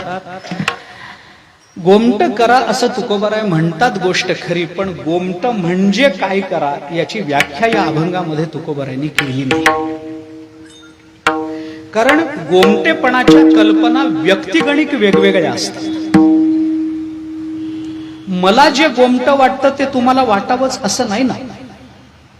तुम्हाला ज्याच्यामध्ये गोमट वाटतं त्याच्यामध्ये मला वाटावं असा नियम नाही ना. व्यक्तिसापेक्षत्वानं, देशसापेक्षत्वानं, कालसापेक्षत्वानं गोमटेपणाच्या कल्पना माणसाच्या बदलत जातात. कारण ती मुळातच सापेक्ष संकल्पना आहे जीवाच्या दृष्टीने. दरिद्री माणसाला कशात गोमट वाटेल? पैसा मिळण्यामध्ये. आजारी माणसाला गोमट कशात वाटेल? औषध मिळण्यामध्ये. थंडीनं कुडकुडणाऱ्या माणसाला गोमट कशात वाटेल? पांघरूण मिळण्यामध्ये. असं आहे की नाही?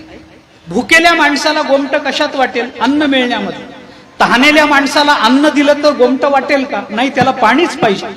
प्रत्येकाच्या गोमटेपणाची कल्पना वेगळी, प्रत्येकाची परिस्थिती वेगळी, आणि त्या परिस्थितीमध्ये त्या बुद्धीनं, प्राप्त होणाऱ्या बुद्धीनं, त्या बुद्धीच्या मर्यादेमध्ये त्याच्या गोमटेपणाच्या कल्पनाही वेगवेगळ्या. असं आहे ना. मग गोमट म्हणजे नेमकं तुम्हाला काय पाहिजे सांगा ना. गोमट करा, गोमट करा. अरे पण म्हणजे काय? तुम्हाला संपत्ती पाहिजे का? तुम्हाला आयुष्य पाहिजे का? तुम्हाला सत्ता पाहिजे का? तुम्हाला संतती पाहिजे का? तुम्हाला नित्यत्व पाहिजे?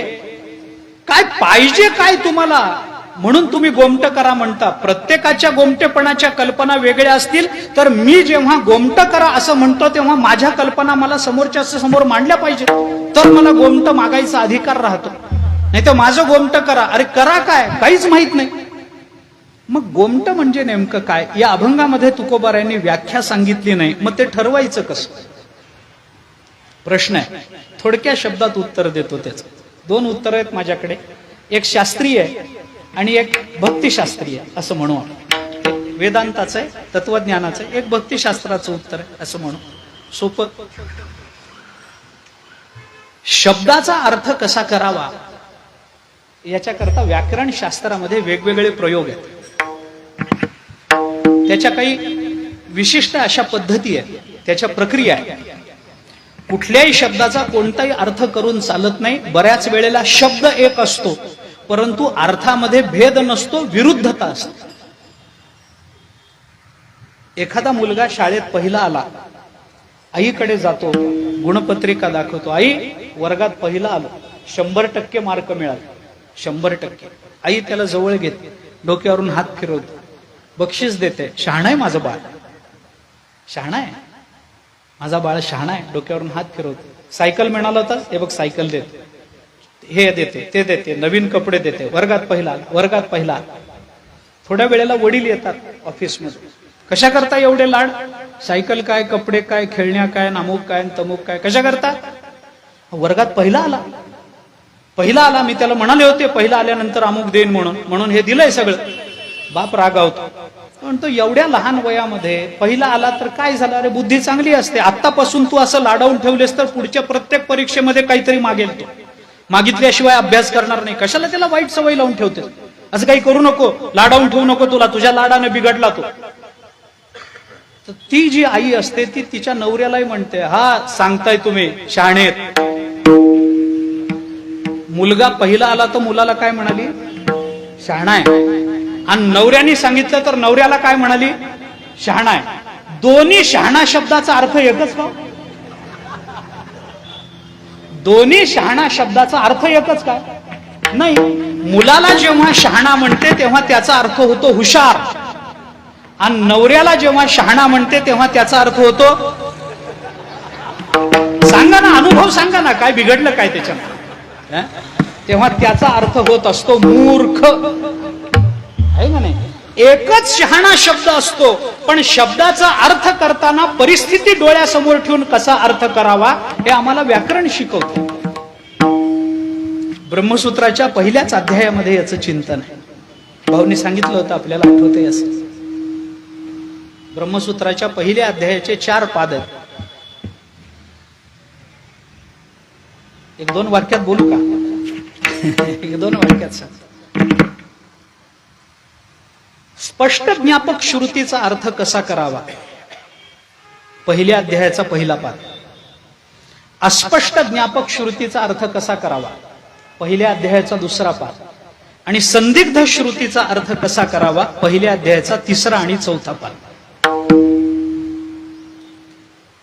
सांगतो. स्पष्ट ज्ञापक श्रुतीचा अर्थ करताना शब्द बघा.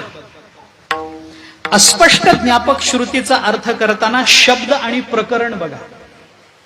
आणि संदिग्ध श्रुतीचा अर्थ करताना शब्द, प्रकरण आणि मागचा पुढचा संदर्भ बघा.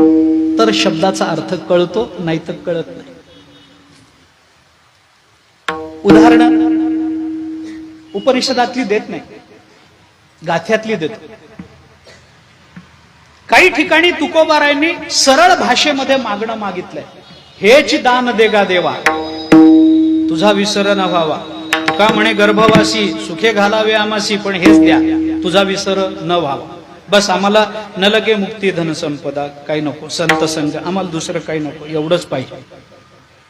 तुझा विसर न. स्पष्ट आहे ना अर्थ. शब्द बघा, अर्थ कळत जातो.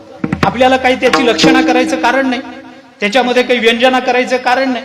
जसे शब्द तुकोबारांच्या मुखातून प्रकट झाले तसे अभिधा शक्तीनं त्या शब्दांचा वाच्यार्थ लक्षात घेऊन अर्थ करा, मोकळं होऊन जातं. काहीच आडायचं कारणच नाही तुकोबारांच्या शब्दांमध्ये. स्पष्ट ज्ञापक श्रुतीचा अर्थ करताना शब्द बघा. काही मागण्या तुकोबारांच्या अशा आहेत की तिथं अस्पष्टता आहे, नेमकं काय कळतच नाही. आता प्रमाण म्हणत नाही, नुसतं सांग. नाटाचे अभंग पहा. आता तुझं कळेल ते करी, तारीसी तरी तारी मारी, जवळी अथवा दुरी धरी, घाली संसारी अथवा नको. तुकोबाराय म्हणतात, देवा आता तुला जे करायचंय ते कर. तारायचं तर तार, नाही तर मार. काय करू सांगा ना नेमकं. तारू का मारू? तारायचं तर तार, नाही तर मार. जवळ धरायचं तर जवळ धर, नाही तर दूर धर. संसारात घालायचं तर घाल, नाही तर नको घालू. सगळी अस्पष्टता. काय नेमकं करायचं कळत नाही. शब्द बघा, शब्दाबरोबर त्याचं प्रकरण बघा. आणि प्रस्तुत अभंगामध्ये गोमटे ते करा माझे, संदिग्धता. शब्द बघा, प्रकरण बघा आणि मागचे पुढचे संदर्भ बघा, तर गोमट शब्दाचा अर्थ लागतो. विठ्ठला विठ्ठल.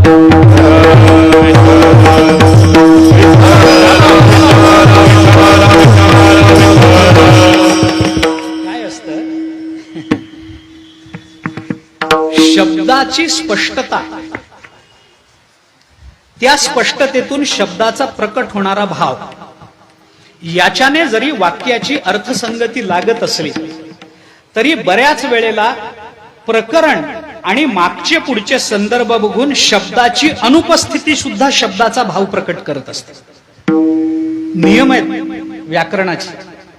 मी त्याच्याकरता एक उदाहरण सांगतो आपलं, अगदी सोपं साधं. एक मनुष्य होता, भूक लागली, रस्त्यानं चालला होता, भूक लागली, खिशात पैसे होते, हॉटेल दिसलं, हॉटेलमध्ये गेला, बसला, काय खायचं होतं ते खाल्लं. आता खाणं झाल्यावर काय असतं हॉटेलमध्ये, पैसे द्यायचे, निघून यायचं, एवढंच असतं की नाही. खाणं वगैरे सगळं झालं. तिथून उठताना त्याने काय केलं, ज्या ताटामध्ये खाल्लं होतं, जेवला होता, त्याच्यातले 2 चमचे घेतले आणि खिशात ठेवले. चमचे आता असते लोकांना सवय, त्याला काय करणार असते. त्यांना चोर म्हणायचं नाही, एवढंच. चोर म्हणलं की राग येतो, चोर म्हणायचं नाही, सवय असते. ते त्यांची चूक नाही त्याच्यामध्ये. ते बिचारे जिथं जातात तिथलं स्मरण म्हणून काहीतरी घेऊन येतात. चोर नाही, स्मरण, आठवण. महाराज आम्ही सप्त्याला आलो होतो, कसं काय, हा काय टाळ. स्मरण, स्मरण, एवढा मोठा सप्ताह तुम्ही केला, आम्हाला स्मरण नको?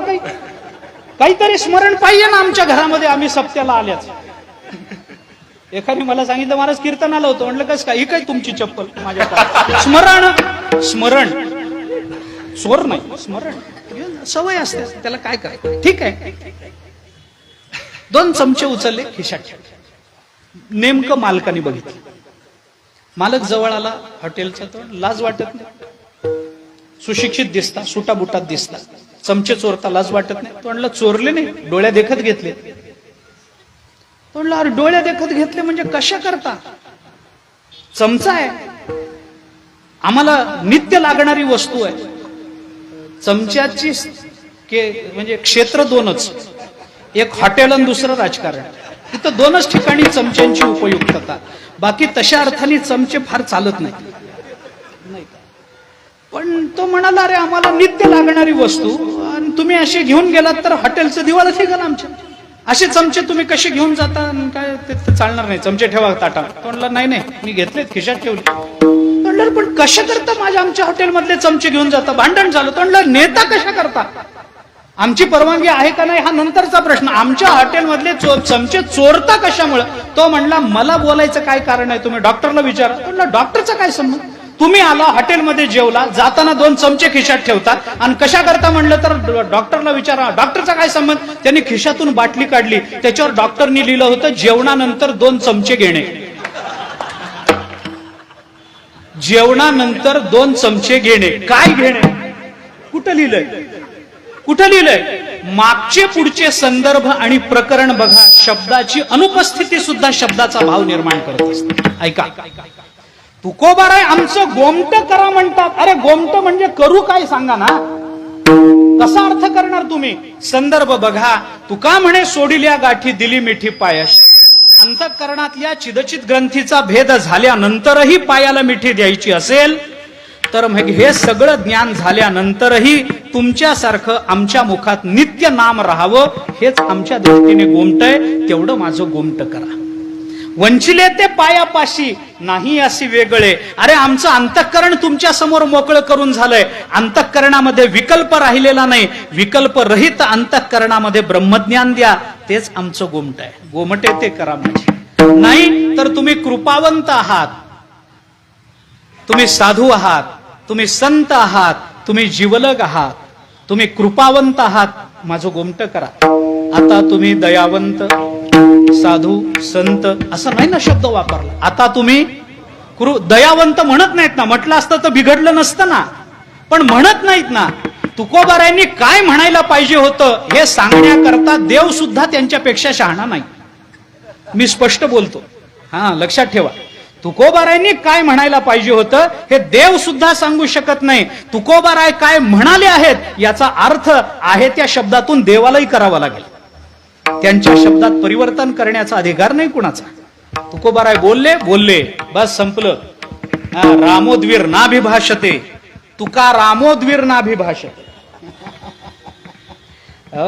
रामायणामध्ये रामचंद्र प्रभू म्हणतात राम 2दा बोलत नसतो, रामोद्वीर नाभिभाषते. रामाच्या मुखातून एकदा बाहेर पडलं 2दा बोलत नाही. तसं राम जर 2दा बोलत नसेल तर आमचे तुकाराम महाराज सुद्धा 2दा बोलत नाही. बस एकदा बोलले. आता तुम्ही कृपावंत शब्दाचा अर्थ करून संगती लावा, चालेल. पण कृपावंतचं दयावंत म्हणायला पाहिजे होतं. तू शहाणपणा दाखवू नको. हो, संतांच्या चुका काढायचा अधिकार जगात कुणाला आहे आणि का काढाव्या? एकाने मला सांगितलं महाराज ज्ञानोबारायांचं चुकलंच, जरा फार लवकर समाधी घेतली हो. मी म्हटलं बरोबर चुकलं, तुला विचारून घ्यायला पाहिजे होती. चुकलं जरा त्यांचं, आता काय करता त्याला? हा शहाणा कोण सांगणार त्यांनी कधी समाधी घ्यायची ती? कृपा आणि दया या शब्दामध्ये अंतर आहे हो. जरी शब्द जागेवर बसत असला तरी अंतर आहे. एक वाक्यात बोलतो, अनुकूलतेची प्राप्ती होणं याला कृपा म्हणतात आणि प्रतिकूलतेच्या निवृत्तीला दया म्हणतात. असा फरक आहे. आता भागवत आपण ऐकताच आहात. अंबरीशाचं चरित्र व्हायचंय का? झालं व्हायचंय. अंबरीशाचं चरित्र पहा. अंबरीशावर भगवंतानी दाखवली ती कृपा आहे आणि दुर्वासांवर केली ती दया आहे. हा फरक आहे दोन्ही. हा दोन्हीत फरक आहे. तुकोबाराय म्हणतात तुम्ही कृपावंत आहात म्हणजे आमच्या जीवनातल्या प्रतिकूलतेची निवृत्ती करू नका, आमच्या जीवनामध्ये अनुकूलता निर्माण करा. ती पारमार्थाच्या संबंधानं असेल, ती साधनेच्या संबंधाने असेल, ती साध्य विचाराच्या संबंधाने असेल, अथवा कोणत्याही संबंधाने असेल, आमच्या जीवनामध्ये अनुकूलता निर्माण करा, हेच आमचं गोमट आहे. तसाच साधू शब्दाचा अर्थ, तसाच संत शब्दाचा अर्थ. आता हे सगळं सांगत बसायला वेळ नाही माझ्याकडे. साधू शब्द हा सामर्थ्याचा वाचक आहे आणि संत शब्द हा सत्तेचा वाचक आहे. जरी ते एका अर्थाने धातू एकच आहे दोन्हीमध्ये. असभुवी शब्दात धातूला शत्रू प्रत्यय लागून साधू आणि संत दोन्ही असं शब्द, धातूतून ते दोन्ही शब्द बनतात, मान्यच आहे, ते सोडूनच द्या. परंतु ते तसे बनत असले, धातू जरी एक असला तरी भावभेद असतो शब्दाच्या अर्थामध्ये. सामर्थ्य शब्द, साधू शब्द सामर्थ्य वाचक आहे, संत शब्द सत्तेचा वाचक आहे, असं दोन्हीमध्ये फरक आहे. नाथ महाराजांनी तो फरक सांगितला एका चरणामध्ये. नाथ महाराजांचा अभंग आहे, संतांच्या विभूती धर्मा लागी अवतरती. तिथं धर्मा लागी येतात ते संत आहेत, आणि धर्म रक्षणा कारणे साधू होता ती अवतीर्णे. रक्षण करायचं असेल तर साधू लागतो, आणि स्थापना करायची असेल तर संत लागतात. संत शब्द सत्तेचा वाचक आहे आणि साधू शब्द सामर्थ्याचा वाचक आहे. आम्हाला सत्ता द्या, आम्हाला सामर्थ्य द्या, हेच आम्हाला गोमट आहे. म्हणून गोमटे ते करा माझे भारवजे तुम्हासी. बस, हे झालं तत्वज्ञानाच्या अंगाने. भक्तिशास्त्राच्या अंगानं गोमट करा म्हणजे नेमकं काय करा, गोमट करा म्हणजे नेमकं काय करा. भक्तीच्या अंगानं विचार करायचा झाला तर तुम्ही संतांसमोर उभं राहताय, हात जोडताय आणि प्रार्थना करताय, गोमटे ते करा. गोमट करा म्हणजे काय करा, त्याचा सरळ अर्थ सांगतो. जेव्हा संतांसमोर उभं राहून गोमट करा असं म्हणायची वेळ येते, तेव्हा गोमट म्हणजे काय हा अर्थ करायचा आपल्याला अधिकार राहत नाही. ते गोमट म्हणजे काय ते सुद्धा त्यांनीच ठरवायचं असतं, आम्ही ठरवून चालत नाही. गोमट करा, तुम्ही जे कराल त्याच्यात आमचं गोमट आहे. हो, आम्ही म्हणू त्याच्यात आमचं गोमट नाही, तुम्ही जे कराल त्याच्यात आमचं गोमट आहे. मत्समः पातकी नास्ती पापघ्नित्वम समानहि एवं ज्ञात्वा महादेवी यथा योग्यम तथा कुरु. जसं आमच्या बाबतीत योग्य असेल तसं तुम्ही करा. योग्य काय आहे तेही तुम्हीच ठरवा. कारण आमच्या बुद्धीनं आम्ही केलेल्या गोमटेपणाच्या कल्पना त्याच्यापेक्षा संतांनी केलेल्या गोमटेपणाच्या व्याख्या कितीतरी पटीनं, लक्षावधी पटीनं व्यापक असतात. साधं वाक्य सांगतो मी, एक लक्षात घ्या, आपण आपल्याला तेवढे ओळखत नाही जेवढे ज्ञानोबाराय तुकोबाराय आपल्याला ओळखतात. लक्षात ठेवा, तुम्ही, मी मला तेवढा ओळखत नाही जेवढे तुकोबाराय मला ओळखतात. आम्ही आमच्याबद्दलच्या कल्पना करून घेतल्या. मी म्हणजे पंडित, मी म्हणजे अमुक, मी म्हणजे विद्वान, मी म्हणजे वेदांताचा अभ्यासक, मी म्हणजे अमुक, मी म्हणजे महाराज, मी म्हणजे हभप, मी म्हणजे परमपूज्य. ठरवून घेतलंय हो आम्ही. मी म्हणजे BA LLB, मी म्हणजे वकील, मी म्हणजे डॉक्टर, मी म्हणजे इंजिनियर, मी व्यावसायिक, मी नोकरी, मला 4 लाखाचं पॅकेज आहे, मला 15 लाखाचं. आम्ही ठरवून घेतलंय आम्ही कोण. आम्ही आम्हाला तेवढे ओळखत नाही महाराज जेवढे तुकोबाराय आम्हाला ओळखून आहेत. म्हणून त्यांना म्हणावं लागतं, किती सांगो तरी नायकती बटकीचे पुढे शिंदळीचे रडतील. हे त्यांनी आम्हाला ओळख नाही, आम्ही आम्हाला या अर्थाने कधीच ओळखलं नाही हो. म्हणून त्यांच्या शब्दाला मूल्य आहे. त्यांना करू द्या ना गोमटेपणाची व्याख्या काय करायची ते. त्यांनी केली तर जास्त व्यापक. मी एक छोटासा दृष्टांत देतो आणि थांबतो, लांबवण्याचं कारण नाही, दृष्टांतानं सोपं होतं. आपल्याकडे काय आहे, वेगवेगळ्या ऋतूमध्ये फळं विकणारे लोक आहेत. तर खेड्यामध्ये बायका येतात टोपलं घेऊन. आंब्याच्या दिवसात आंबे, जांभळाच्या दिवसात जांभळं, आवळ्याच्या दिवसात आवळे, बोराच्या दिवसात बोर, चिंचेच्या दिवसात चिंच, हे सगळं घेऊन येतात. कैऱ्या, त्या त्या हंगामातली ती जी फळं असतात डोक्यावर घ्यायचं, गल्लीतून विकायचं. आपल्याकडे पद्धतच आहे. हे मॉल फिल आता झाले ते शहरात. खेड्यामध्ये अजूनही बायका येतात टोप. एक बोरं विकणारी बाई एका गल्लीमध्ये गेली. परिचित घर, नेहमीच जात होती त्या गल्लीमध्ये. गल्लीतली घरं परिचित. एका घरी गेली, बसली. त्या घरातल्या बाईने स्वागत केलं. ये ये, फार दिवसांनी आलीस, बस. उन्हाच्या वेळेला कशाला फिरतेस ग, केवढं ऊन तापलंय, बस, पाणी पे. पाणी वगैरे दिलं. सगळं काय चाललंय, बरं आहे का, मुलीचं लग्न झालं, मुलाला लागली नोकरी, झालं सगळं, झालं सगळं झालं व्यवस्थित. त्या दोघींच्या गप्पा चालू. तिने विचारलं, काय आणलं आज विकायला. ते म्हणले, बघा ना, गोड बोरं आहेत, फार छान बोरं मिळाली म्हणून आधी तुमच्याकडे आले, बघा फडकं काढ, बघा बोर. दोघींचं काय भाव लावला, दोघींचं बोलणं चाललं. तेवढ्यात त्या घरातल्या बाईचा एक छोटा मुलगा 5-6 वर्षाचा खेळत खेळत तिथं आल्यानंतर तिने बघितलं, अरे राजू एवढा मोठा झाला, अरे बाळा ये ये ये, हे बघ तुझ्याकरता काय आणलं, बोरं आणली बोरं आणली, हे बघ टोपलं भरून बोरं आहेत, घे बोरं. पोरग हुशार, पोरग म्हणाल नको बोरं, तुमचे बोरं नको मला. अरे घे बोरं आहेत, तुला आवडतात, मग घे ना. नको. अरे घे, तुझी आई काही म्हणणार नाही, मी सांगते आईला मी काही पैसे घेत नाही याचे.